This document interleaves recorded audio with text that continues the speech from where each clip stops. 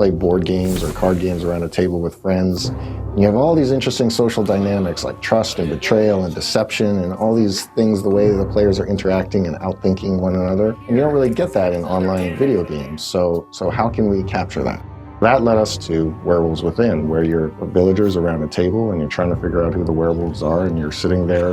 It's like playing a card game, but in a way that was never possible before VR. Werewolves Within is set in the village of Galveston, and Galveston has a bit of a problem. It is infested with werewolves.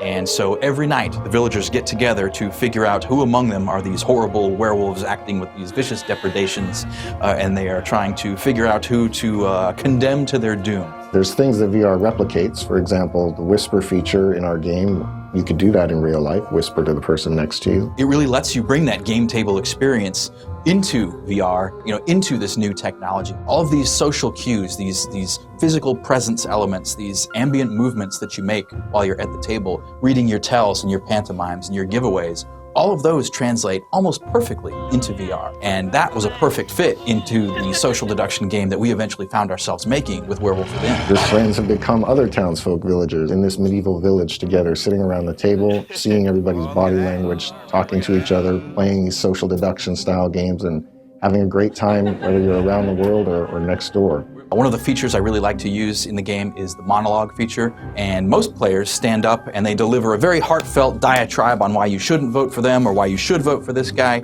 Usually I like to use it just to shut everyone up, and I'll cross my arms, standing up silently, and just shake my head in disapproval. At Red Storm, there's a long multiplayer history here. We've done a lot of different types of multiplayer games, and what VR brings to us now, a new way to let players interact with each other. So Werewolves Within is this social around the table experience that's very discussion and personality based. But we're working on things that give other types of player interaction in VR, and we have a lot of exciting ideas and expect a lot of great things to come out of here in the next few years.